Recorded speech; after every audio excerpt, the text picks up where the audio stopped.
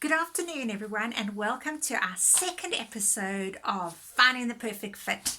Okay, so like I explained to you earlier, I've had so much frustration in the past of wasting fabric and time and material only to find out that the pattern that I've fallen in love with doesn't actually fit. So my idea was actually to save you a lot of time and effort by going ahead and sourcing some patterns that I think are great and actually test driving them for you, and then pointing out maybe any sort of pitfalls that you may come across.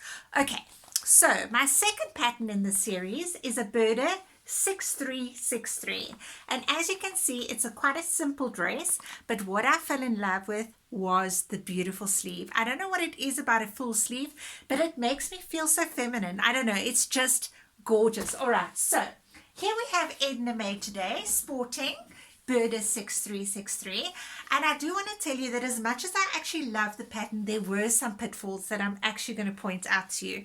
Now, some of you may not come across them because maybe you'll like the fit, but for me personally, I found, especially around the hip area, I actually found it a little bit too bulky, especially because it does have pockets and it was straight. So I found there was just too much fabric, and big short, there was just no shape for me. But never fear, I came across a plan. Okay, so what I did is I added 2 darts in the front, I added 2 darts in the back, and I added a zip. So I made it up completely. I did the whole thing, put it on, and went, no, this is not working for me. Loved the sleeves, however, but I decided no. And it was as simple as 1, 2, 3 to add the darts, and I didn't actually feel like I was taking the whole thing apart, because you really just don't have to take the whole thing apart. What's nice is the pockets, and you know what I did is I had a bit of fabric over, and I made this sash that you can just tie loosely around your waist, but again, for me, I need a little bit of a waist.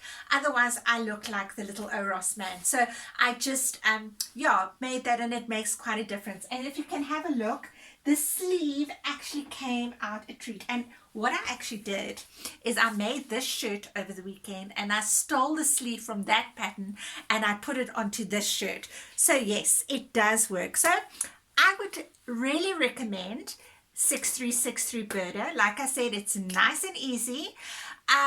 You may enjoy the fit. Just remember that when you put those darts in, you're going to have to add that zip, because otherwise you kind of won't be able to get it over your head, and that's not going to work.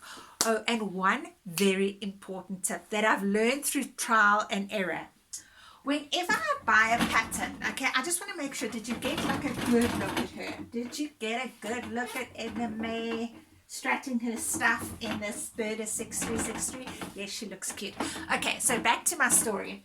Whenever I am making a shirt or a dress, okay, what I always do is I measure the width of this shoulder seam here, all right, because often what happens is you can find you make it up and the shoulder is actually a little bit long. Like in this one, I took off at least 2.5 centimeters of this side and 2.5 centimeters of that side, because what I want is, unless it's a drop shoulder, I actually want the sleeve to start here. I don't want, especially if they're like little gathers or something, they mustn't start here, they mustn't drop down here. So what I did is this one, I always put it on my little Edna May because she looks so gorgeous, and then I just trimmed, I took my scissors and I just trimmed it off here. So you've got to leave 1 centimeter or so over for your seam allowance, and I did exactly the same. Remember, what you do on the one side you do on the other, otherwise you're gonna look a little bit odd.